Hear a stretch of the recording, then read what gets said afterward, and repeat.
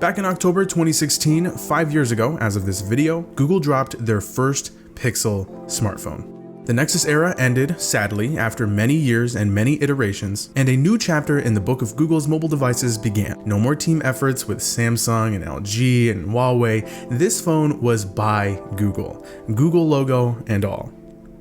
Even though it was built by HTC, but you get the point. Despite being a first, despite lacking things other phones offered, Google's first Pixel phone ended up being a favorite for many, and for some, the phone of the year for 2016.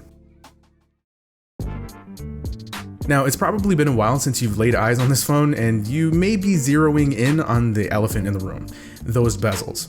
Yeah, we did that a lot 5 years ago too. I mean, that chin had no business being that big. No home button, there's no speaker or fingerprint sensors, so yeah, I don't know. The design wasn't much to look at. It was quite boring, and to some, it was downright ugly. There were a couple design elements that I liked, the chamfered edges and that textured power button, but overall, there just wasn't much to it. The phone did come with a pretty solid build. We're looking at an aluminum back and frame with that glass panel on the back and Gorilla Glass 4 protecting the display. It definitely did not reach the standard set by Samsung in their 2016 lineup with the S7, S7 Edge, and Note 7.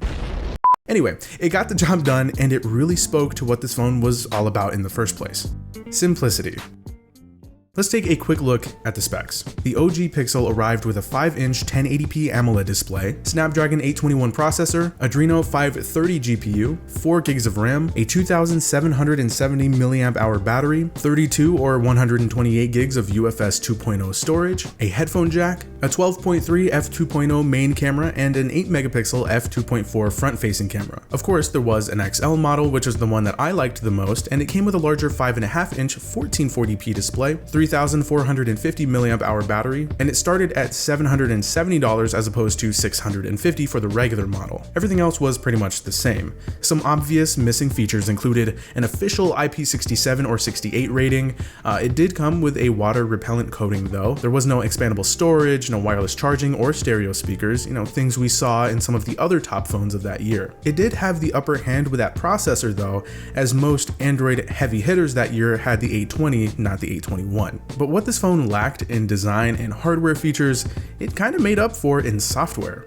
This was a canvas to show off Google's pixelized Android, not just to enthusiasts, but to the masses, the general everyday user. Google's heavy focus on AI was apparent, with the Google Assistant placed in every corner possible. It was good, and of course over time it's gotten better. But not only that, the user interface of Android 7.1 Nougat was as simple and as clean as ever. It was easy on the eyes, easy to navigate, and on top of all of that, it was very, very smooth. It was so clean, and it really was a breath of fresh air compared to what we got with the skins from LG and Samsung. And you saw the software being a big help with things like battery life thanks to good optimization.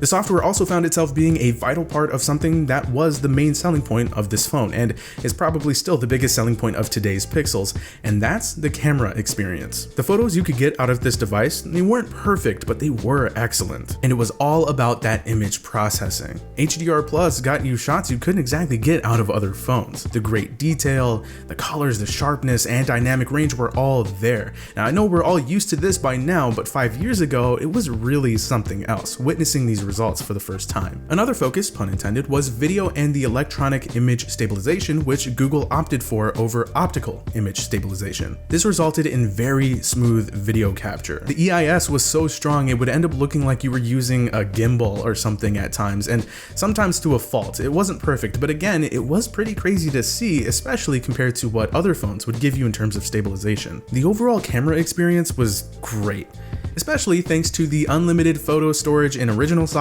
and quality via Google Photos. Good times.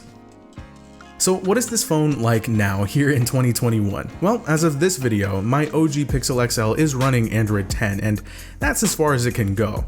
Officially, anyway. Aside from some display burn-in where the navigation buttons would be and some expected battery degradation, the Pixel 1 actually holds up pretty well.